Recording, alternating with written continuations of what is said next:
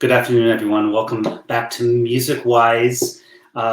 We've had coming up now almost a year of doing this, and over the course of these months, we've been so lucky to have so many of my friends, musical colleagues join us.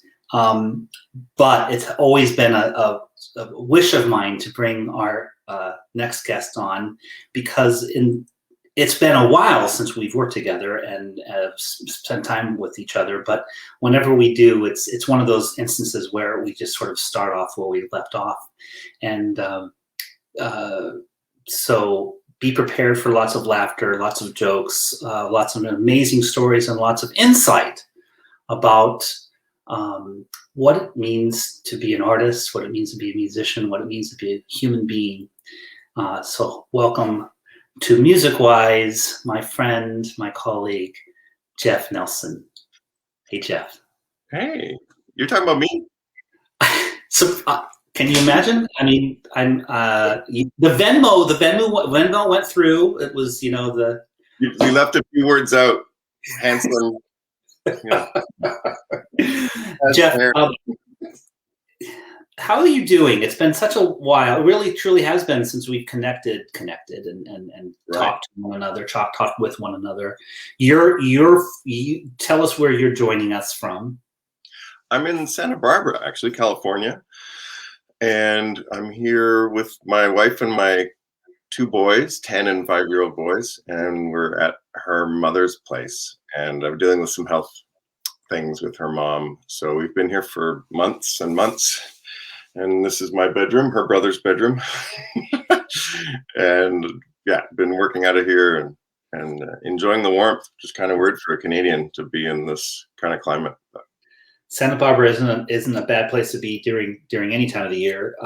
But you are normally, you currently hold the position of professor of horn at Indiana University in Bloomington, one of the schools where I once attended. And of course, these days, all of us can basically do, give or take. I can't really conduct an orchestra, and you can't play with your colleagues in person, but we can try our best to teach. And I guess you've been teaching and leading your master classes, et cetera, over the course of these months from Santa Barbara. Tell us a little bit about your position at Indiana as it is today. It's the title is Professor of Music - Horn, which means I'm a horn professor of music, and I do private lessons. We have up to 18 students in my studio. We have over 40 hornists total at IU because we have 5 orchestras and an amazing wind ensemble and 3 bands and new music ensemble and a Baroque orchestra and I think 4 big bands. And anyway, it's a big place. And I didn't really know about it all that much growing up in Canada. So it's a really exciting place to be. And we're just trying to keep up with the times, keep ahead of the times as much as possible, doing entrepreneurship things. I teach horn. I teach masterclass to my students for performance and music education for them to be educators as well. And when the pandemic started, I have a partner who I've been working with, and we made an online course since the end of that semester in April. So for March and April, we worked really, really hard on an online system for the students where they can play for each other and then they each build a video that we had a watch party at the end and gave awards. And so now that's become a public course in the Fearless Performance arena of mental game and training. And it's called Training in Thirds. The majority of the summer was spent on that course. Yeah, my partner Katie Webb and I just rolled it out, and it's been a big learning curve.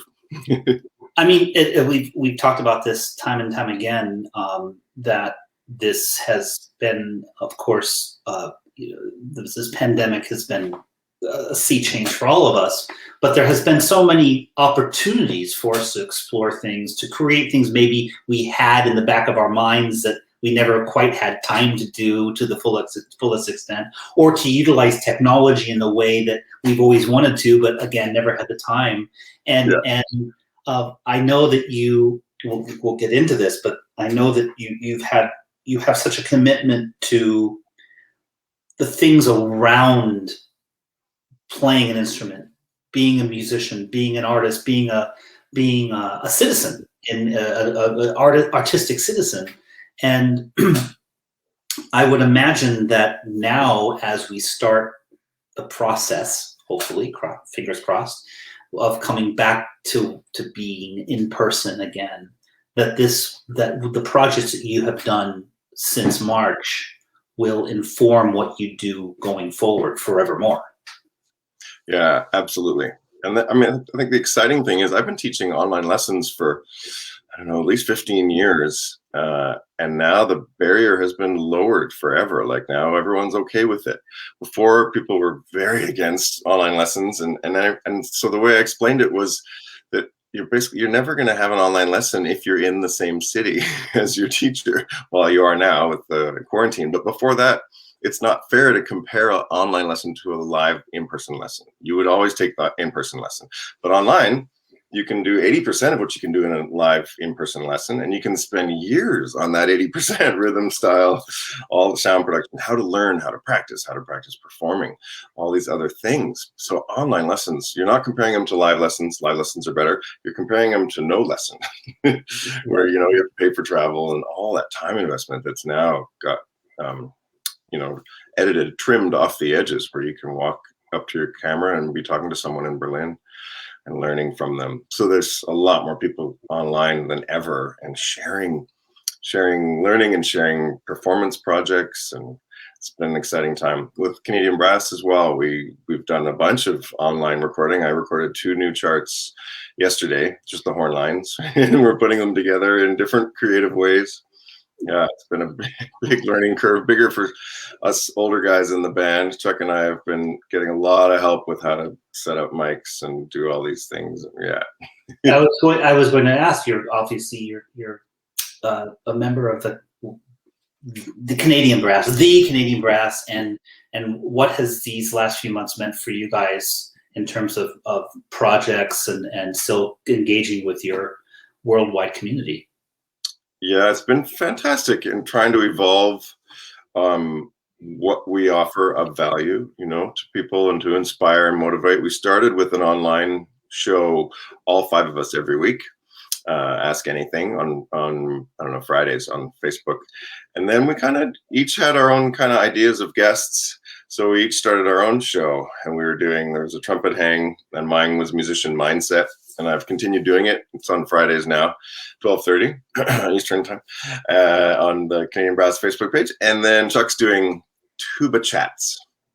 So that's one of the ways we really started to reach out and have different types of performers on. I try and do a horn player one week and then a non-horn player, trying to also have it be non-musician come in and talk about the mental game of excellence and training and learning and how to deal with failure and fear. All those fun things.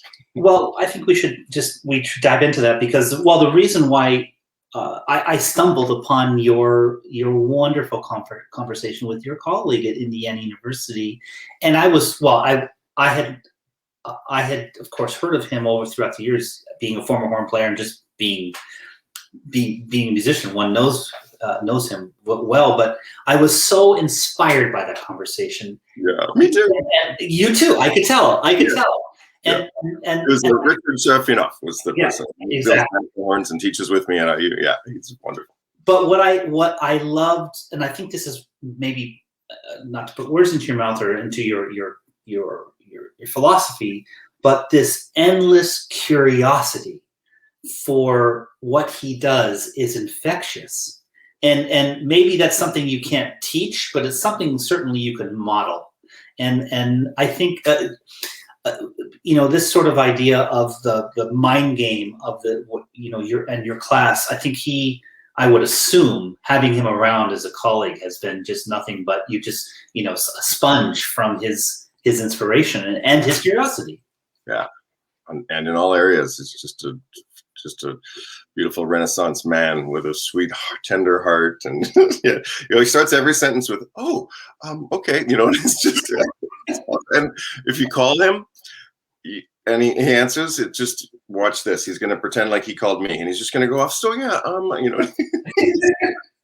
a twig on the mighty brook of life going along. And But tell us about how you. I think so many performers have their own sort of a path in terms of the mental games, not game, that's not quite the right word, but the mental sort of path one must take to take auditions, to play a recital, to approach a solo in an orchestral piece, and to just be in that mindset. Tell us about your philosophy, how that came about, how you codified it, because while so many of us have our own personal journey with that, it's another thing to sit there, put it to paper, create a website, create a whole teaching philosophy around it, which you've done.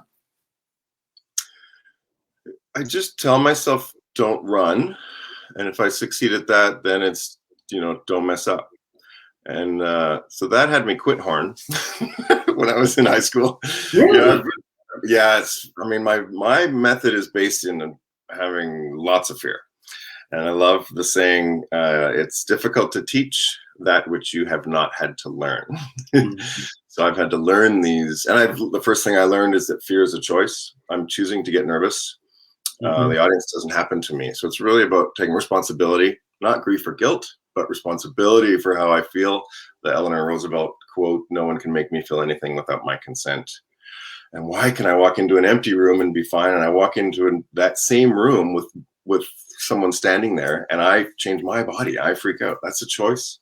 And if that person is a 5-year-old, I choose to be calm. If it's my teacher, I choose to freak out. All these external things that I can't affect, I believe that I'm somehow figure out how to have them affect me. And then, but fear isn't the problem. It's the negative results from the fear, because fear helps me practice before the performance. It gets me off the couch.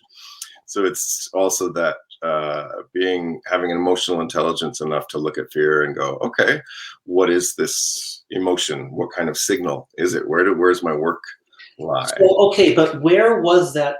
When did you start having these moments of self-evaluation or self-awareness? It's one thing to quit something when you're in high school. It's another thing to recognize that and use that to grow. So when did that start happening for you?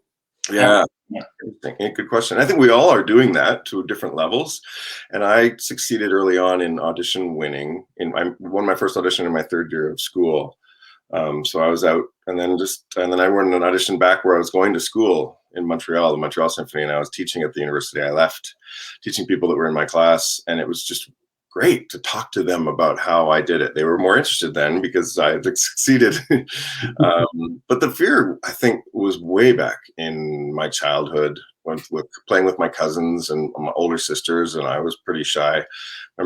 But I had a really good arm, and I remember my big older cousin stood up from his fort and just went, "Okay, stop!" But I had already let go of the snowball, and it hit him right in the face. and I was sent home crying and I'm bad. It was a great shock. And from then, I liked girls, but I couldn't talk to them. I just would change. I would, get into this like me, and that's just really. I got enough of that not working. Another story I remember is basketball. I quit horn a lot to play basketball, and to try and play basketball. And I remember the first game, I drew the foul, and I was okay. And I could shoot free throws all day on the farm. Swish, swish. Got to the line and stood cool because Laura Kalinowski was watching, and I was like, okay, I bounced the ball twice and shot, and the ball barely made it halfway to the hoop. My arm was all just what the, the same ball, same court, everything. So it has to be interesting. And I think early on I had to find my own responsibility in it. So I wasn't a victim. I wasn't telling myself that they made me nervous, but I chose to get nervous. It might be because of the audience, but the audience doesn't make me nervous. It helps me choose to be nervous. And now how can I choose better? And then that's been a world of building fear replacements and ways of making that active replacing to be one word thoughts so they can come to me quickly in the throes of performance. and then to have a repertoire or arsenal of different fear replacements when one stops working to go to another one. Mm-hmm. That's I'm curious, was this, so it was first a mechanism that you developed for your own education, for your own development? And still do. I'm still working on it. Yeah. Sure. And then at what point did you feel that you could then share that information? I don't know if it was ever that I could, it was more that, that I was able to. Also the other thing, I try to see problems as opportunities. It's either a success or a lesson. I know these are all short quips, but they help me in the moment choose well enough times. And I started talking to my friends about it a bit. And it was just the practice walking into the room and performing. So I was taking people through that. This is where I met my wife as well, here at Music Academy of the West in Santa Barbara. Canadian Brass was teaching there for quite a few summers. I did 3 or 4 summers here. And that's when they had me do, I think, my first Fearless Performance class. And a bunch of people came and I was like, okay. And then a bunch of people talked to me afterwards about it. And I also remember another moment, this man named Brendan Burchard is a high performance person that I study. And one thing he said changed my teaching forever. And it was, most people connect more to your story of struggle than your story of success. So at first I was trying, I did this and I got this, so what, you should do this. And they were like, okay, sure, it makes sense. But I wouldn't see it as successful as, when I've had this problem, I've done this. And that, I think my students connect a lot more to that.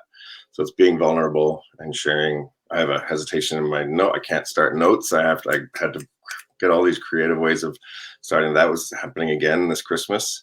So I've broken everything down and studied fundamentals again. I'm getting a shake in my sound and all these, and I just, okay, Jeff, these are signals to do. And on day 52 in a row of practicing now, like 2 or 3 hours a day, and I'm getting there.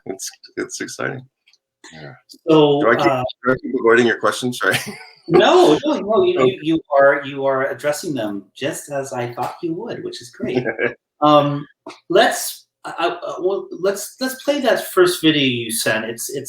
I want to focus on this. You have such an interesting career because so many, and I'm sure you were this way, playing as being a horn player, one's path is really just one path, really. You're going to either teach, or if you're a music ed major, of course, you'll be a teacher, whatever, or you're going to join an orchestra. But there is also this wonderful path that very few people can take, which is what you've done as well, which is to play in a wonderful ensemble, chamber ensemble, and you happen to be playing in a member of the Canadian Brass. So let's play. Do you want to lead? We can talk about it after. So why don't we just watch it?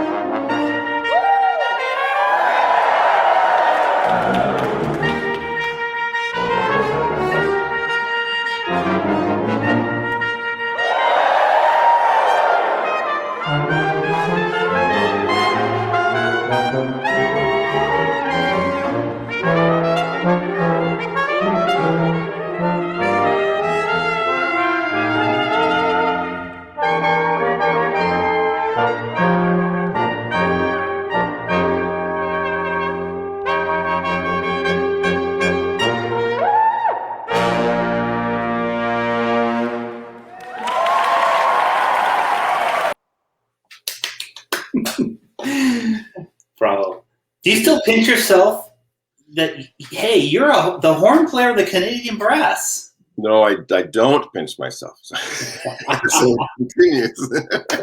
Yeah, it's especially, and I think also being a Canadian too. It's like I was out of my mind excited when I met one of them. You know. Yeah. When did you first join Canadian brass? In 2000. Right. And then we also met the same, I think it was the same summer that you guys met, right. Summer 2003. You know, and I have to say, I had not ever met the Canadian brass live. I had seen the Canadian brass before you joined, about 10 years before that. And, you know, I was so in awe of them, and I was in awe of you guys. And I'm trying to remember, I actually conducted something that you guys were, I can't remember what that piece was. Can you? It was you guys were playing, it was like for a wind ensemble, or I can't. Was it Manhattan Music by Tovey? Yes, thank you. Thank you. Yeah. But I felt I was pinching myself. I was like, I can't believe I'm doing this concert with the Canadian brass. Yeah. But one of the things that I'll never forget was the sense of playfulness that you all had. And I would imagine that how else are you going to have this close relationship and travel the world without this sense of playfulness? No, it's very serious. There's no room for jokes or humor, or I think we all ascribe to that you don't have to be serious to take something seriously, and we take it very serious. And the groups, we're in our 50th year now, and that was one of the things forever, was that the music could never be the joke. So it was everything around that we could just put some personality into and share and connect to the audience. You know, they were one of the first chamber groups to speak to the audience, and that music's great, but the audience wants to learn who we are and personalities and all the different ways of connecting. Tell for our people who are perhaps students beginning their path of becoming a musician, tell us a little bit what the differences are of playing in an ensemble, a chamber ensemble like the Canadian brass, as opposed to playing in an orchestra. You've done both extensively. I'm sure there are a lot of similarities, of course, but there must be some differences that you can share with us. Sure. I mean, I think the quintet or small chamber group is very intimate, and we do about 100 shows a year. So we, you know, I left the first time to get married. That's why when I left the group, and the next time we were going to have a child. But before that, we've spent a lot of time together, you know. And so this quarantine time has been great for us to reconnect with our wives and families. So we know each other inside out, and we know the music really inside out. We do maybe 3 different programs a year, and then the big Christmas program, one-nighters all of December. So we know the music really, really, really well. I recommend knowing your orchestral music really, really well as well. But when you're one of 5, one difference is that your part just it contributes more. You have more influence over the final product because you're 20% of the concert. When you're one of 100, you're 1%, you know, regardless of the ideas that the composers have written for you. But in 93, I got my first job in the Winnipeg Symphony, 4th horn 1 year, and 1-year contract. And then the next year, there's another 1-year contract for 4th horn in the Montreal Symphony. So I got to play in the Montreal Symphony when I was 24, and went to Japan and Carnegie Hall and all this crazy stuff. And that's one big chamber group. Everyone watches the concertmaster, and especially with the way Dutoit conducts as well. I remember the first time he gave a big downbeat, and I waited for forever, and finally went, okay. I played, and I was still the first early person, and they all kind of went, new guy, nice. Born early? What the? Yeah. So it's that feel of chamber music, you know. And I think a side note on Dutoit too, like he was amazing. And I was young, so I was a little bit fearless and a lot clueless. So I was just, you know, eyes locked in, and I just thought he was never looking at me. But he would give you a don't mess up cue a lot. And Mhm. yet when he wasn't there, I noticed early on, even in my earlier, more immature ears, that the orchestra played better when he was there, out of good fear, but one common foe. And I think that's going away for the most part with Yannick and you and your conductors, with that we work together on the music. I think it's a much better approach, but the other ways were effective as well. But there is something to be said up for that. I mean, being music director is one thing, and of course he was a music director in an era at the end of an era that you just mentioned, where fear played a prominent role. But I have to say, he is one of the most, in terms of guest conductors. When I was with the San Francisco Symphony, I could count on one hand the conductors that could come in and actually make the San Francisco Symphony sound better than they normally do. And he was one of those conductors. Yeah, awesome. And what the one thing that I will always try to emulate is his idea of listening to the chords that are actually being played, and how you fit into that chord, and how you fit into that chord creates the balance of the orchestra. And this is, for all the conductors that are out there watching this, and who I've talked to in the past, if there is one thing that you can learn from him, that is key. It changes an orchestra sound within seconds. Yeah, and Montreal, those recordings and that orchestra, super unique sound, that had such an incredible balance. The brass section, I think, that was the one thing super, super clear to me. The brass section never sat on things and wailed. He would, the maestro and everyone would go up and then we'd peak, but come back down, and then go up to another peak, come down. I grew up with opera singer parents as well on the pig farm in Canada, and they taught me, that, and my wife's an opera singer as well, that every note you play should either be going towards something or away from something. So never this assault. Same with Canadian brass. We're holding an arsenal with these, modern day brass instruments, but it's pretty unneeded. Though it's also super effective. I've done a bunch of playing with the Chicago Symphony in front of Charlie Vernon, Mahler 6, and Heldenleben and things, and Gene Picorni, and next to Dale Clevenger, it's an incredible sound as well. I'll take both. You mentioned something I wanted to touch upon is, and you mentioned this in what you've written about as well, is that, and you're obviously not the first instrumentalist to say this, but it's really hit home for you, and it should hit home for everyone, really, that we're all, as instrumentalists, we're all trying to recreate what is natural in the human voice, and what you hear, how they produce a sound, like, as you say, how they naturally grow towards a middle of the phrase, and come away from that. It's something that we have to learn how to do, because we don't have words. We're not. We don't have the middle of the phrase because of amore is where we're going towards. We have to make up that language, in other words. And I think it's so crucial that to be obsessed as instrumentalists, obsessed with the human voice. Right. Yeah, and that phrasing and the way of moving sound, I talk to my students a lot, and I even say in lessons, because Dale Clevenger is now living around the corner from me and teaching at IU as well. And but I would say in lessons at times, I'd say, okay, don't tell Dale, but try less air.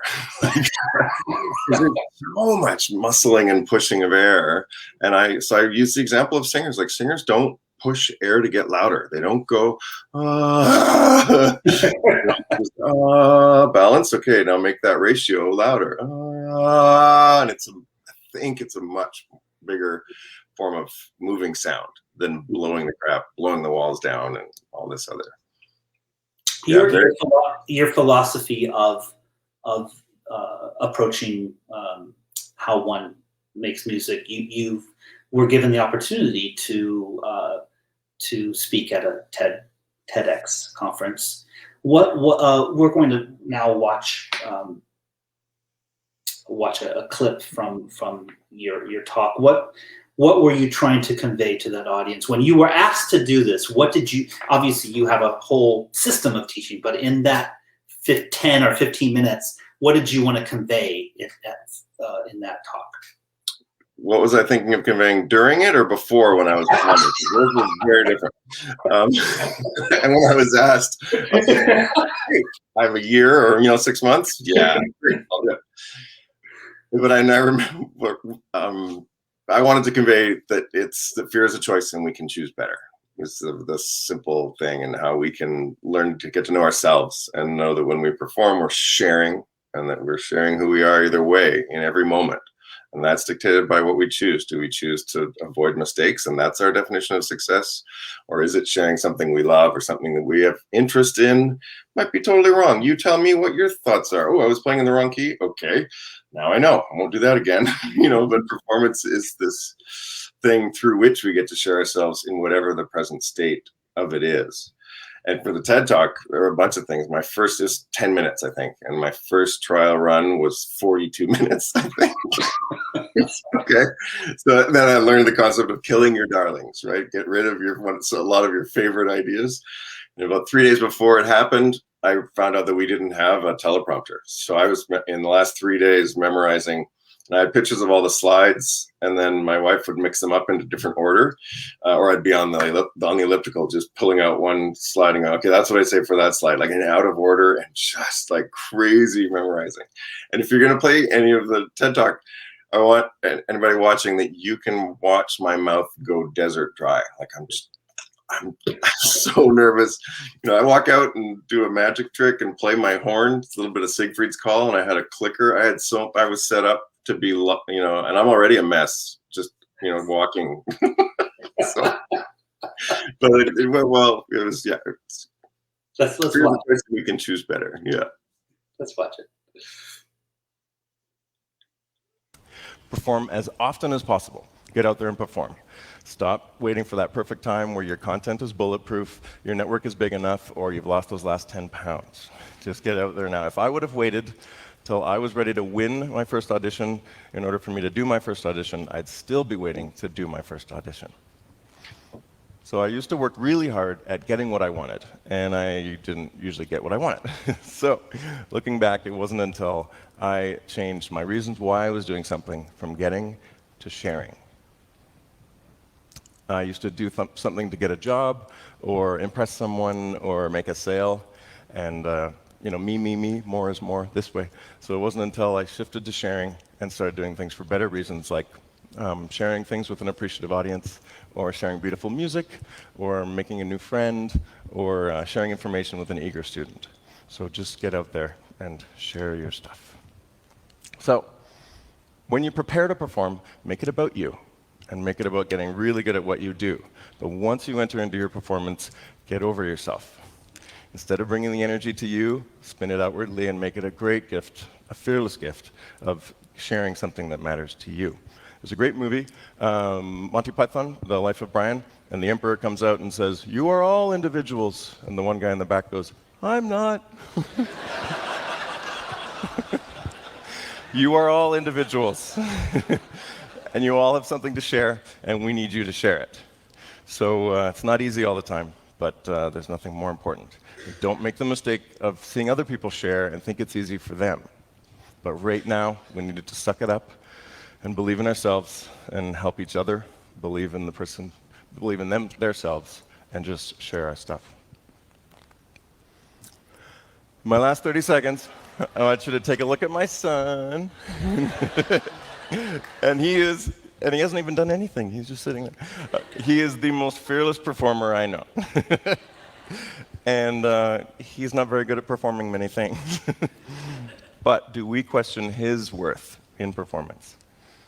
When he does something, we see it as being full of greatness. And he may not be hireable right now, but that's what tomorrow is for. He can get better. But he's a fearless performer because he doesn't doubt himself in performance. He doesn't question his own self-worth. So, get to be an expert at how you do things and what you do, but let's put some more energy into why we do it and evolve why we do it so that we can all share in a lot more fearless performance in the world, and do it to respect our past, do it for our future, do it for our children, do it for the child in you, and do it for no reason at all but to share. Thank you.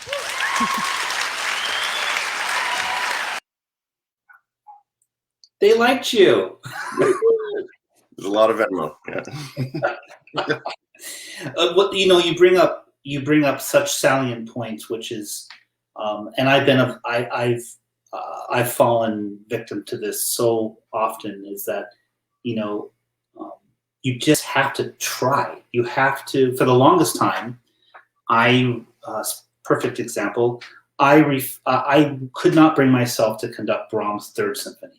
I conducted the other three symphonies of the four many times over the course of. So lucky to have conducted these other symphonies, but I had this mental hang-up about the Third Symphony, and that I would never be able to do exactly what I wanted to do with it. And finally, my concertmaster of one of my orchestras said, you just have to dive in and go for it. It may not be exactly how you want it to be, but it has to be a first time.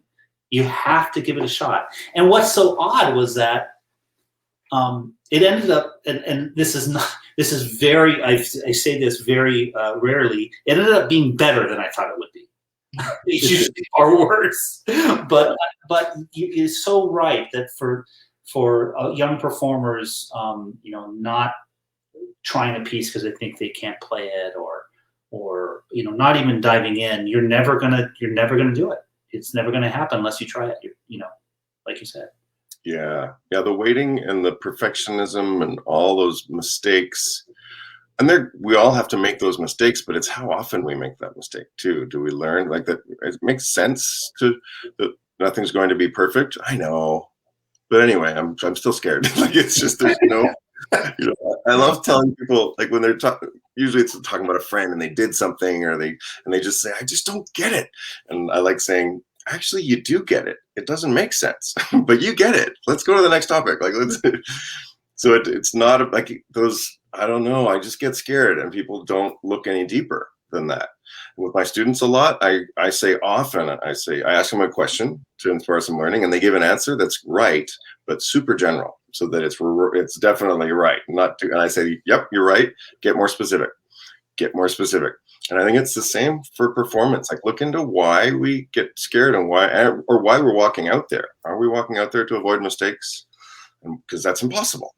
But is it to share enough of Brahms 3 that you love about it with that act of building the thing and then sharing it and then hearing after how you did and how it did or whatever, I have all these things I tell myself backstage. I have a sheet of paper.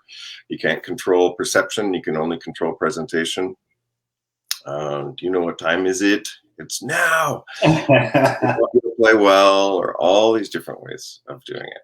I was thinking too, go ahead, you're going to talk on that. Well, I was just going to touch upon one other thing that we often so easily forget, is that audience that is there, they want to be inspired. They want to keep that smile on their face. They want to be a part of something that they don't get to be a part of in their normal lives. And so they're there for all positive reasons. And when you walk on stage, there's nothing but positivity that you can glean from them, right? Yeah. And unless we're worried about ourselves, then we're not letting it in. We're worried. We're staying safe. You were going to say? No, we're staying safe. Like that. Yeah. If that's coming to me, but I'm too worried about the high note or what's coming up after. My partner in these online courses, Katie Webb, found from a book she was reading the other day that it wasn't one of the explorers got to an island or got to a new world, and then they burned the boats. Like there was just, we're going to figure it out. So that's one of our things, burn the boats. Like, let's do that. That's a great way of looking at it. That's for sure. Yeah. Going back to this audience perception and just the joy that an audience has, it reminds me of when, and again, I'm not so good with years, but about 8 years ago or so, you came down to South America with me to Chile to this wonderful city and orchestra in Concepcion, Chile, and you performed Richard Strauss's second horn concerto. And I know you get to experience this a lot with the Canadian Brass. You get to travel the world and you get to meet audiences from all sorts of backgrounds and ethnicities. But I remember the time, the first incredible job, of course, with the concerto itself, but it was the amount of love that is shared with. We're basically one step above stranger, really, but it's because we are sharing something so unique, so beautiful, and an art form. It's almost like we're immediately accepted like family. Yeah. Yeah, and we're just vessels of these amazing messages. We get to add our little style choices to them. Yeah, yeah. What is it? Is it Nietzsche who said the ego disappears when the great art appears when the ego disappears? I guess that probably wasn't Nietzsche. Yeah, we get to lose ourselves in this other greater thing. Another thing we're working on with these online courses and with Katie Webb is this the third thing, and it's such an amazing concept. It's going to be our next course, and all these things where and it came from another person I spent a lot of time talking with. He lives near me, and he teaches at the high school nearby, and he's just one of my also biggest mentors. And if I go to a party, this is the way he explained it. If I go to a party and I'm talking and I meet someone else, I'm the first thing, and I say, I teach music at IU. What's your name? Oh, and that second person says I teach philosophy at Notre Dame or whatever. So that's the second thing, and then. But if something's, if they say, well, we're both into IU basketball or something, wow, okay, and then they talk about this thing, that's when the third thing appears, and it's the thing greater than the two people, and it takes us out of the first and second things. And in music, it's that same shared. That's why I call performance sharing. That's the best word I can come up with, because it includes the audience. Communicating is kind of a one way. I'm going to tell you, I'm going to communicate, but that shared connection too. But the third thing is such a big, we're finding it everywhere now. What would you think a third thing might be when you're in your life, you've experienced? Well, going back to my experience in Chile,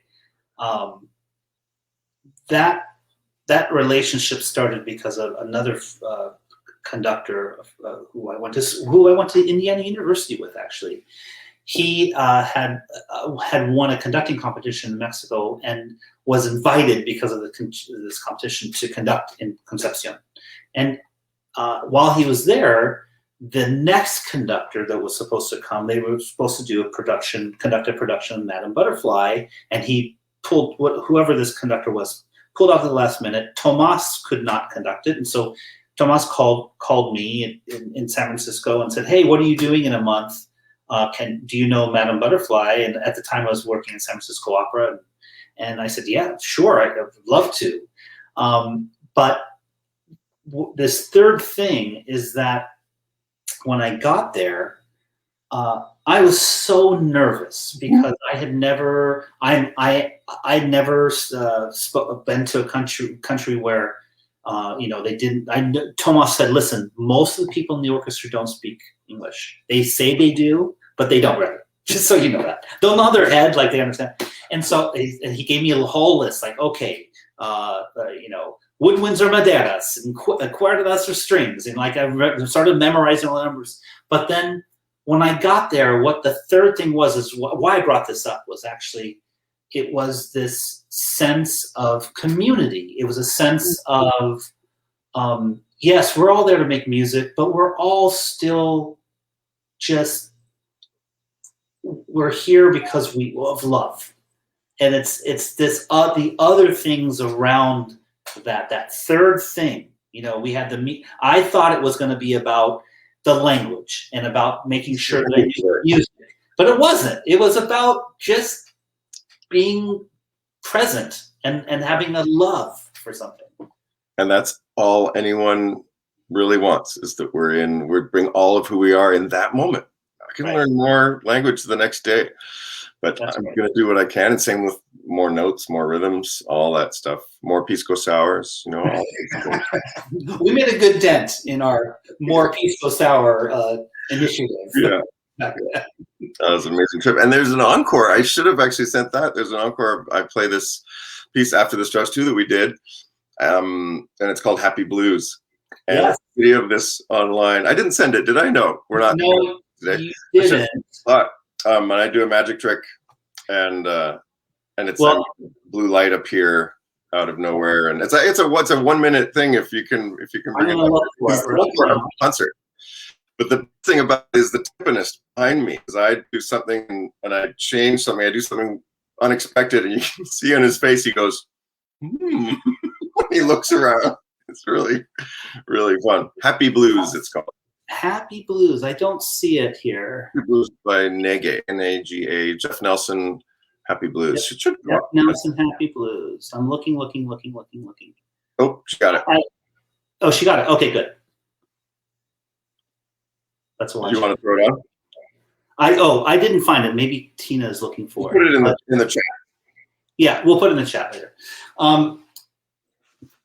Thank you. You're welcome. So this while we're looking for this, let's play this next video. What's this performance that you're sharing? This third performance that you sent? Right. This one, I think I'm probably playing horn, and I have no idea. What is it? Well, let's put it up. Let's put it up, and I can look for the Happy Blues while we're playing this video.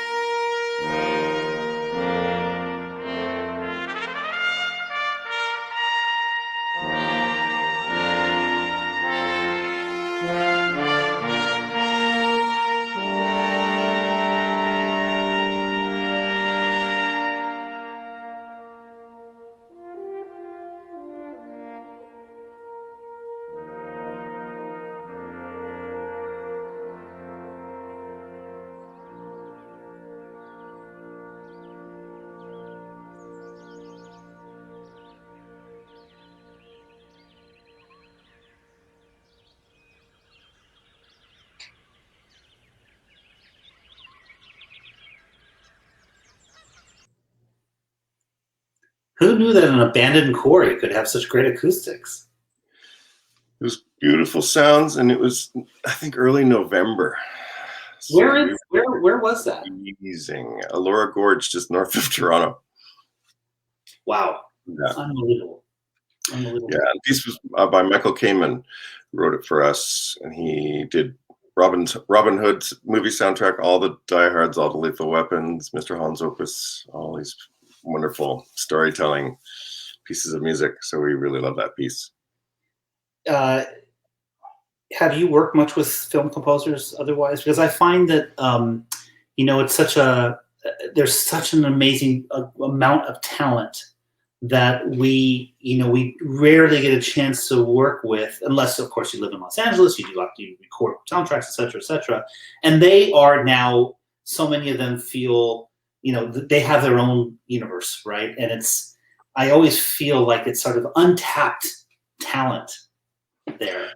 Yeah, and luckily, or fortunately for us, they're being tapped for storytelling operas that are movies. Those movie soundtracks are amazing. I just did an online concert.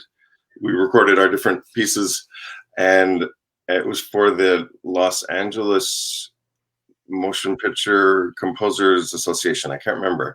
Angel Velez was the creator, I think, and the one of the directors of this project. And I did a piece written by Ryan Beard, I think, for solo horn, and we each did it, and they aired it one day. So there's some beautiful music. Something for my sister did the bassoon piece as well, and then I did a piece for 7 instrumentalists, including Arturo Sandoval. Whoa.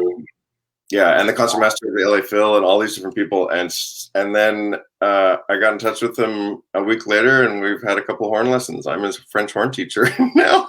Oh, that's right. He plays French horn. He plays beautifully too. It's really neat. Yeah. That's amazing. Yeah. Whenever I think of that, that's when another don't pinch myself. He's amazing. He's from that generation of Cuban artists that are such all around, all encompassing musicians. They can do it all. Yeah. Yeah. He puts out a recording every day, I think, on Facebook. Him playing piano, drums, trumpet, flugelhorn, French horn. Just prolific, like overwhelmingly. It's just he lives music. Yeah. So we did find the video, but I want to talk a little bit about. Tell us a little bit how you got involved with magic, and it's not, a lot of people do magic tricks in here, but you've become an aficionado. You really are a part of that wonderful world. How did that start? I think it started when we went to California from Alberta, Canada, when I was 10, and my cousin did a magic show, and I was his assistant. And then the next day we were in Disneyland, and I went to the Houdini's magic store and got a few tricks. And then, so I was addicted ever since. I think I quit when I became a grown up, when I was cool. And then I was on a Broadway show tour, and I went to get those birthday candles in Philadelphia. I remember which city we were in. Get the candles that when you blow out, they relight all the time. Right. And then 2 hours and $200 later, I was neck deep back into magic. And then on that same tour, we went to LA, and I was standing in the magic store there, and I had my tour jacket on, and it was Andrew Lloyd Webber's Music of the Night. And a person in the magic store had seen the show the night before at the Pantages, and he was like, "Oh, great show!" I said, "Thanks." He said, "So are you going to go to the Magic Castle?" And I was, "The what?" And he told me all about this magic castle that's up on the hill in Hollywood Hills. You have to be a member to get in, or know a member. And so he took me every other night. And you had to have a suit and tie, and it's this old house. You go in, you give them your name, and they say, "Okay, go ahead, just say the magic word." And you go up to the bookcase, and you say, "Open sesame." And the little eyes on the owl statue go, and the bookcase opens. And that's the beginning of your night. And you go in, and it's the greatest magicians in the world are doing close-up magic, mentalism magic, and small set things, and then the big palace of mystery where they cut people in half, and there's shows going on all over this. When I was the International Horn Society, I was president for a couple of years, and we had our event in LA one year, and I took 50 of the guest artists all up to the Magic Castle, a special event. Sarah Willis and all these people, yeah, and Dale, his wife came, and it's such a fun. And I just feel like I'm 12 years old again. So I got to audition, and now I'm a magician member of this Magic Castle. So if you want to go again, I can get you in. I was just going to sheepishly ask you the next time we're both in Los Angeles. Yeah. Can you please take me? Absolutely, yeah. So this piece we're going to play now, this is an encore piece that you do, and you incorporate a wonderful trick with this little ball that lights up. So let's let's watch it.